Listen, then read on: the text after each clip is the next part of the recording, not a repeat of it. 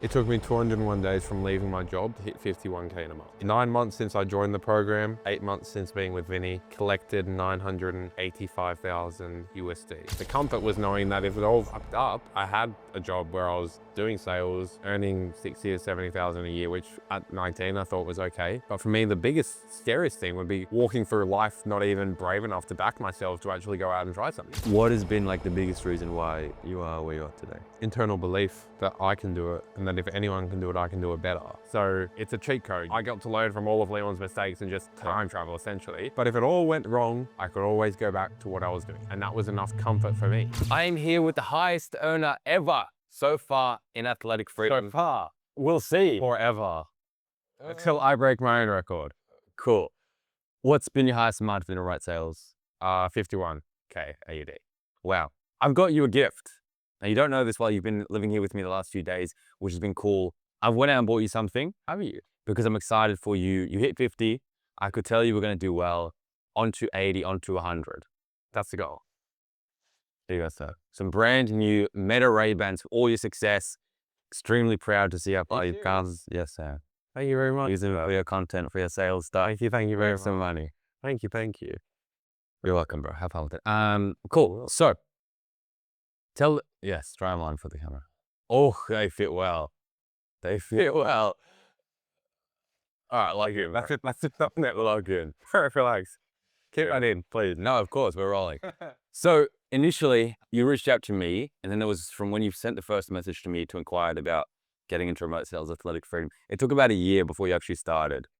What was your situation like before you even started with us? Right on 8 months, yeah. Yeah, 8 months.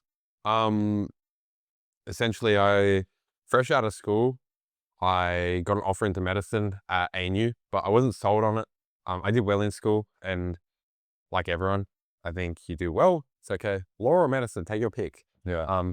It was medicine for me until it wasn't, because about a couple of days before uni started, fresh out of school, I decided I don't want to do this. I took a year finding out, I guess, what I wanted to do. Then was also pursuing football at the time.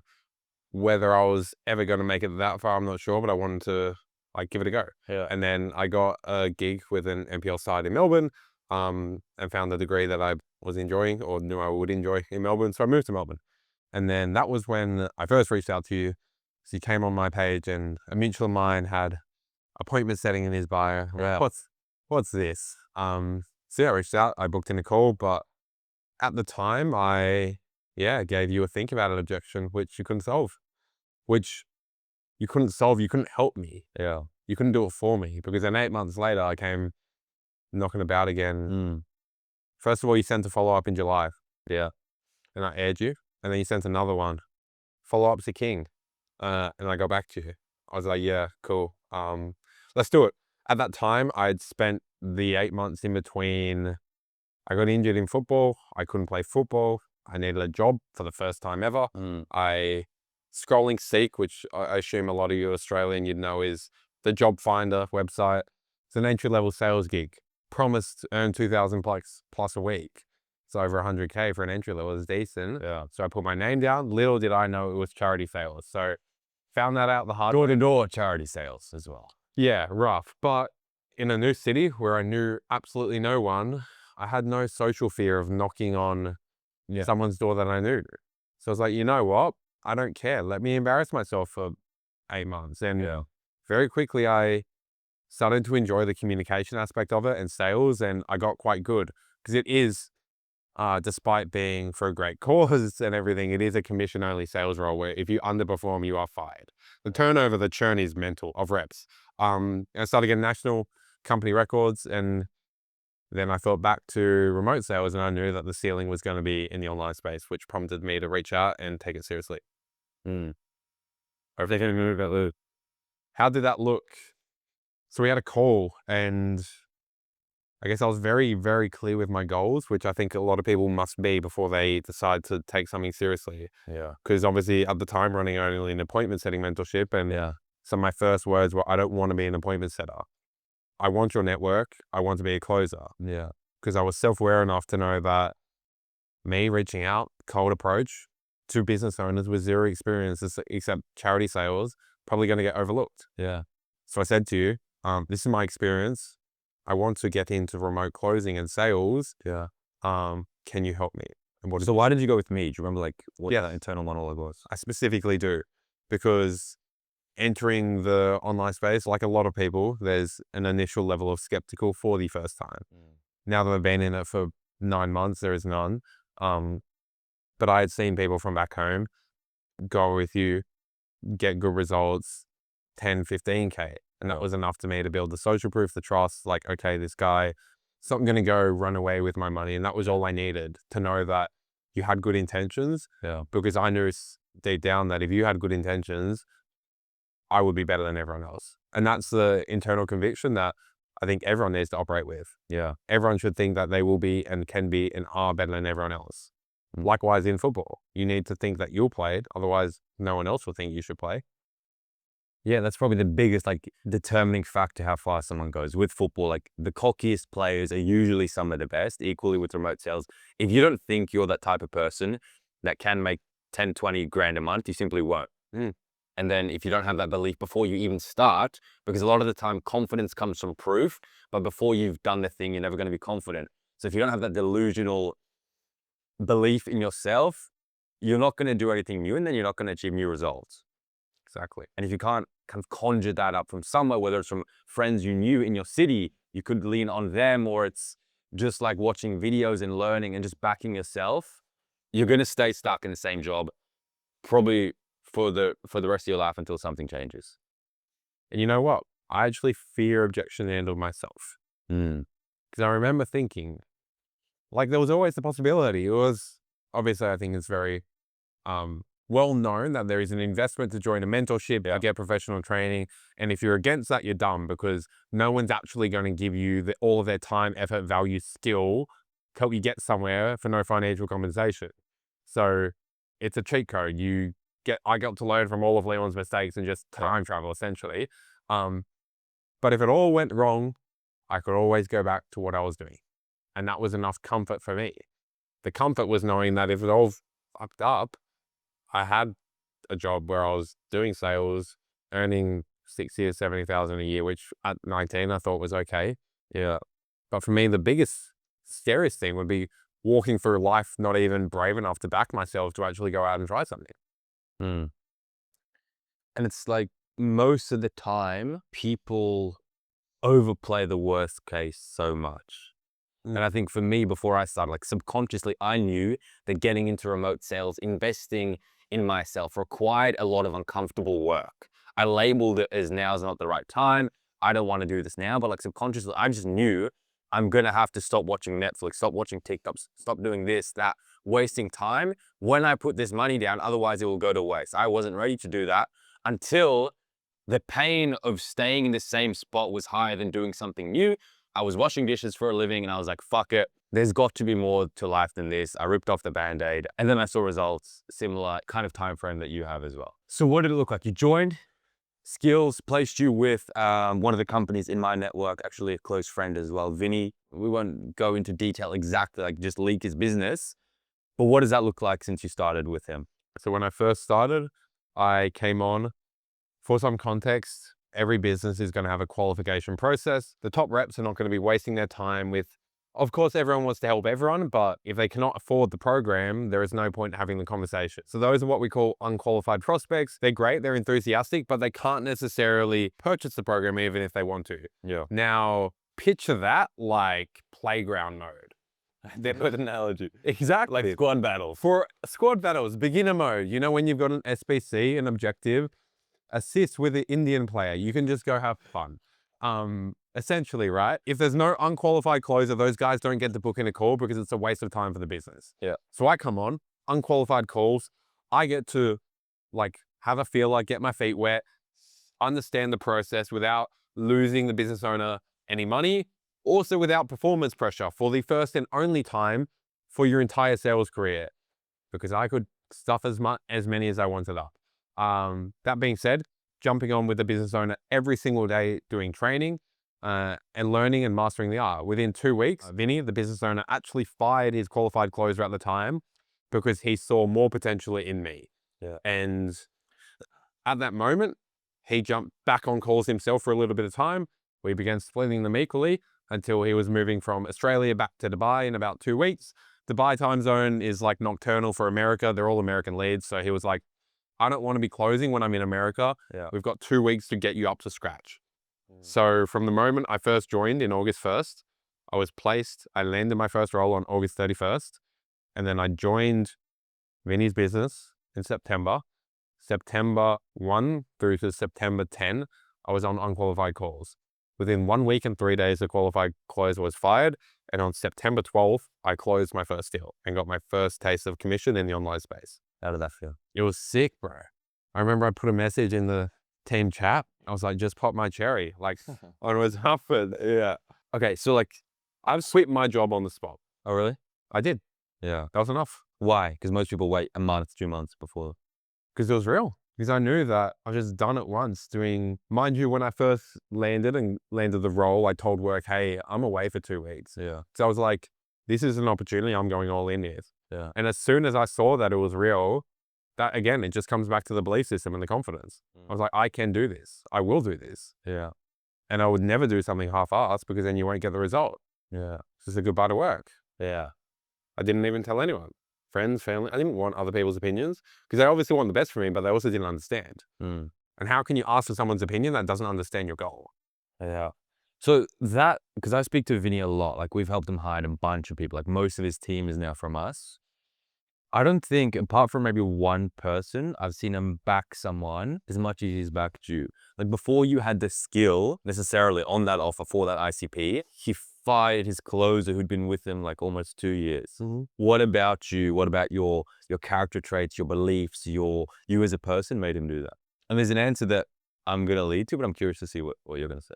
All he wants to see is that you care enough about the business and are willing to treat it as your own. That being said, there are some certain soft skills that you cannot train, which are fundamental. You can care the most in the world, but if you are not a good communicator, if you are not confident in your own ability, it doesn't matter how hardworking you are not going to succeed. But a combination, he saw the soft skills, the fundamentals, which you cannot train. You cannot train one's ability to believe in themselves, or you can to a degree, but it's conditioned a lot and it's ingrained. So I had that dialed. I'm a fairly competent communicator. I can always improve. But he also saw me willing to put in the hours that he did. I remember Mum called me. It was like Sunday. It was 11 p.m. I said, what are you doing? I said, I'm on Zoom. I said, why? I said, why not? Because Vinny and I were role playing. And that's just, the days of the week didn't matter. He saw it and I was willing to outwork the rest. He did a video with you, an interview 5 days ago. And after 9 months, he mentioned something which I didn't even pay conscious awareness to. He said, I've never asked for a day off in 9 months. I was like, shit, I haven't. And I know that if I did, I could get one. So I kind of can in charge of my own calendar hours. But it's that, we're just on the same wavelength. Where did you develop those skills, do you think? Football and study and everything. It's an obsession to just be the best at everything I do. Obviously, you can't be the best at everything, but at least try to be. Because I don't feel like I can, if I actually put my mind to something, be okay with settling for second best. So when was the first time? Because like I have the same obsession, but it wasn't when I was born. I remember like the year that developed for me. What was like the life event or the moment or the cause of that, do you think? When you had the like extreme obsession to be the best? It was genuinely ingrained. At the age of, I was a middle child, always competitive. Age of 11 and 12, I was playing soccer and rugby. And I had to choose one, right? Because it got to the point that they were conflicting and I had to go all in. And I chose soccer. Playing both at the time, I was heavier set. And I thought, to be the best, to be elite, to be 1,000,000% like perfect for football, I should lose weight because the soccer players are smaller than the rugby players, despite at the time being state captain. And to the extent that I was willing to achieve that goal, obviously in hindsight, which is a great thing, it wasn't the healthiest thing to do. And I almost starved myself to death. I was admitted into hospital, stayed in hospital for 3 weeks, admitted with a heart rate of 18 beats per minute. I didn't know what I was doing was wrong. I thought what I was doing was right. And that's the key differential, that I thought what I was doing was right and was going to serve me. And I essentially starved myself to death. I was that obsessed with being the best.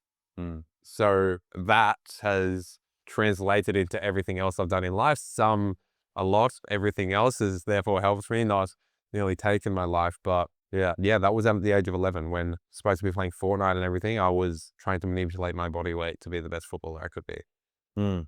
For me, it was like I was the youngest. I was 6, and I got dropped from this team when I was 5, and my 5 or 6 and my 2 brothers made it into the team. It was like this professional team in Sweden, and I like whether I've planted this feeling to my memories or not, because I don't know if I remember it when I was 5, but like I just remember being so like just angry and not being the best out of my 3 brothers, and that just lit a fire on me. And then that's what made me from, I don't know, MPL in Australia, which isn't like your professional level, to going to Europe, to signing a contract, and then remote sales, running a business, etc. For you, if you were to point at like one thing, like what is the biggest reason you are where you are today in, what has it been? It took me 201 days from leaving my job to hit 51K in a month. It's been 9, started with you August 1st. It's now May 1st, which is 9 months since I joined the program, 8 months since being with Vinny, collected 985,000 USD. Now, along that way, you joined me. I placed you with Vinny. Me and Vinny got you good, and then you invested in Vinny's kind of sales manager that got you great for that offer because he had sold to that direct ICP. But if you had to point at one thing, either externally or internally, what has been like the biggest reason why you are where you are today? Internal belief that I can do it, and that if anyone can do it, I can do it better. As such, you said, I started out well in October, humbled me big time. Yeah. I went like 1 from 10 or even 0 from 10. We had a chat and Vinny and I were like, hey, you're awesome. We get along so well, but these numbers seriously need to improve. And it was then when a lot of people would get insecure, go into their shell, start underperforming on calls, like they're nervous, Suck on the thumb. Who's that? Exactly. Whereas I said, okay, Vinny, how do we find a solution? I took a commission cut when I already wasn't even earning more than I was earning in my old job. I said, that's fine. Let's put it towards another mentor and get training. Yeah. And that decision, which was embedded in like being an athlete and that endless pursuit of greatness, I then got more professional training and 4x my commissions in 30 days. And that was when I went from 3K USD to 12K USD end of November. Since joining the program, all of August, all of September, October, in my 4th month since joining the program, I was in a position where I was competent to be earning 15K AUD in a month from entering the online space for a year. Yeah. So that internal belief, I had it, you had it. Let's talk to your business owner, the top performers in that company. They all have that, but not everyone we speak to does, but everyone has the potential to, because everyone obviously starts when they're born at 0. If you think of it like a video game, maxing out your stats, everyone starts at 0. The richest people on earth, the poorest people on earth, unless you don't have Wi-Fi or food and you starve to death, everyone kind of has the same potential. Do you think they can watch a video like this and that can ignite that belief in someone to take action and bet on themselves? Or is it just like, if they haven't had it before watching this video, they can't develop it? I actually saw a video midweek whilst brain rotting after closing a 12K PF. It's like everyone is born with that belief system, but somewhere along the line, 99% of people leave it behind. Yeah. Because every single person in the program, obviously tailored to athletes, if you ask their 5-year-old self, what do you want to be when you grow up? Or if what they dressed up as that book week, it would have been Lionel Messi and Cristiano Ronaldo. Yeah. Everyone as a child believed that they could be a professional athlete. But somewhere along the line, everyone's belief fizzled out. Yeah. Or most people's did. Somewhere along the line, a lot of people started giving up on their dreams and settling for what everyone else around them does because of normality and because of comfort and proximity. Just because everyone else is doing it, 99% of people do it, I must do it as well. But that belief, like, of the people that succeed, it never goes away. And the only people that I've seen like come into the role that I'm on, or the offer as in a different role, and get fired, is because they were subconscious, didn't actually believe that they could do it. Okay, if you don't believe that you can get there, how is someone employing you or hiring you going to believe that you can get there? Yeah. Or even when you have a slow month, or when you have the decision to give your notice to quit your job, how will you have enough belief and courage to do that if you, again, subconsciously, like, don't believe you will succeed? For me, like, I have this kind of hindsight now. If I, when I was playing football professionally in Sweden, knew how to kind of train and rewire my subconscious the way I do now as a business owner, like plant beliefs and seed them and water them like I do now, I would be on a few million a year in Sweden's top league. But what I was missing was like confidence in myself. Like, you have never seen a left foot like mine, but I promise you that. But I would get the ball, I would make 10 minutes in, I would make a bad pass, and then I would start playing the ball backwards. 100%. Because I didn't have the confidence in myself. But if I did, I would have been 5 times the player. So the only regret I have is that I wasn't aware how to change and affect my subconscious and the thoughts that I have, because the thoughts that you have obviously affect the beliefs you have, and the beliefs you have affect the actions you take, and the actions you take affect the results you get. It's all about emotional regulation. I found one of the most effective ways to like overcome fear is to like get extremely comfortable with worst case scenario. Yeah. So worst case scenario for any mentorship, call it 5,000 flat. You invest $5,000 into a mentorship to learn some skills, with the goal to 10x that per month. Yeah. Earn $50,000 a month. Yeah. Far and beyond. Worst case scenario as well. We go through the program, you try. If you don't try, that's not a worst case scenario. That's a reflection of you. So worst case scenario, you actually give it your all. You show up day in, day out. You apply yourself. You land the role. You wake up 2 hours early. You get fired from the role. Yeah. You try another one. You get fired from another role. Maybe you give it a good 3 months. Yeah. Before you go back to your other job. So you've put 5,000 in. Say you're earning the average wage in Australia, 60K. So that's 5K for the next 3 months. So that's 5, 10, 15, 20. Say you've lost 5K in cash and 15K in opportunity cost. Probably worst case scenario. 100%. If you take yourself to 65-year-old version of you, would your life be astronomically more different if you had an extra $20,000? Yeah. Probably not.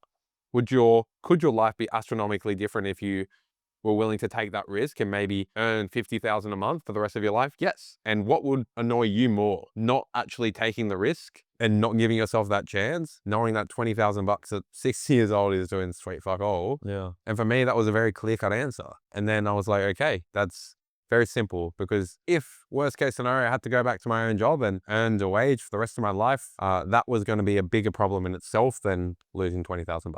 And I knew people that were spending $20,000 on a Europe holiday. Yeah. I was like, I would rather bet $7,000 on myself and trust that my future self will figure it out. Yeah, and it's like, for me, it was just a game of feedback, which is like one of the most important things. Like, imagine if the version of me when I was in Sweden as a professional footballer, but washing dishes, when it came time to invest in myself, in my first mentorship, when I didn't have the money, like I actually went in the red, I had to take out a loan to join that program. What if, when my palms were sweating on that call, when it came time to make a decision, I said, now is not the right time. I've got to sleep on it. I slept on it. My mind convinced me it wasn't safe. It wasn't the right decision to do. I would have put that off. I would probably still be in Sweden, probably still relying on my parents, probably still playing football, making 60 grand a year. But because I had that internal belief to bet on myself, I've now retired my mum. I'm flying her to Dubai tomorrow. I'm getting her a villa in Thailand where she can live. She can buy whatever she wants. I gave her a $14,000 bracelet 2 days ago, simply because I acted on that internal monologue that I had of like, I don't want to be average. I can achieve more than this. And then I did. Probably similar to you, like when you paid that investment with me, you probably, I'm not sure, you tell me, correct me if I'm wrong, but you probably didn't think I'm going to get to 51,000 a month in 201 days. You just knew I can do better than this. Let's see how far I can go. The highest earn was 26 grand a month. Like, did you come in knowing you were going to hit 50 grand a month? Is like, should that be someone's intention? Or should it just be like, do better than you've currently got, prove it to yourself, and then the money is like the biggest thing that matters? Yeah, exactly. I mean, I had seen people do, at the time I was making like 5,000 a month.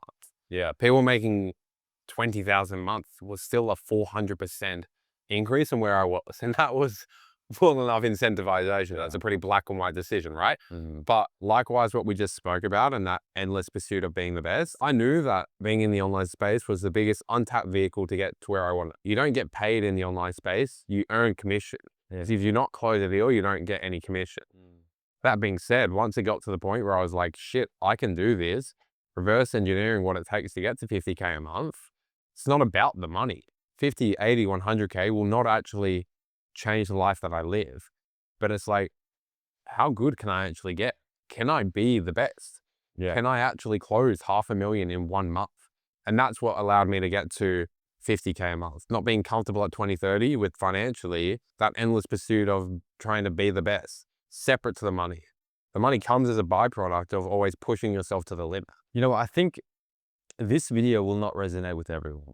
I think the people that are still watching are the people that had the same feelings, the same thoughts, the same internal monologue as you. It's the 20, 23-year-olds, the ones that are talented at football, the ones that are talented, whatever sport they play, that are making good money, that have that feeling. You were a bit skeptical before you started. What would you recommend to that person that has that unbelievable self-belief watching this video that hasn't made it 20 minutes in?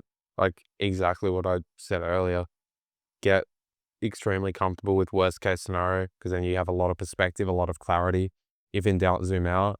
I can guarantee you'll be able to make a fairly informed and confident decision. Burn the boats, okay? Maybe you drown. You can just go back to whatever you're doing now, because I'm sure you're not that happy with it. Whether it is sales, is drop shipping, like anything that you want to do, whether it's building a business from the ground up.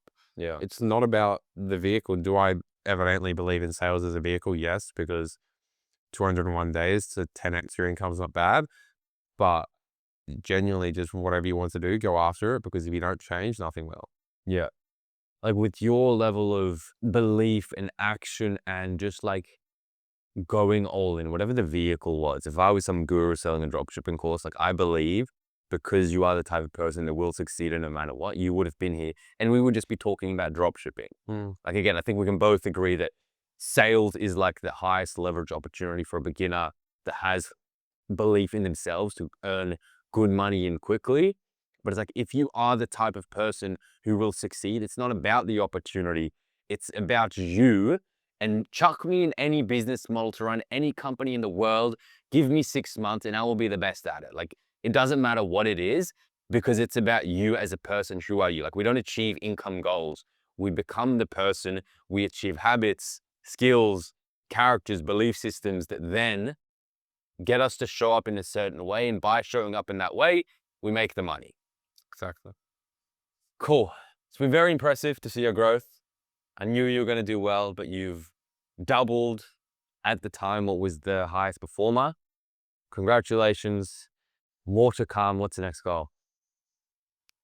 Next goal is $83,333.33 in a month, because that is $1 million tracking per year, strictly from closing. Yeah. That's my closing goal. On the side, I'm obviously tapping in, trying to build a personal brand. Yeah. Salesman. Giving value, sharing my experience, because I know people will resonate with it, because essentially I'm speaking to the version of me 7-8 months ago. Yeah. Then yeah, sales management, coaching, world's your oyster. Yeah. Miami, mate. Miami Latinas. Get ready. Once. One in particular. Which one? You know which one, my friend. Maybe she's brunette. I'm not trying to remember. Which one? We'll chat. Huh? Huh? The one to the end? 55 years old or 55K a month? Good stuff, sir. Congratulations. Thank you, sir.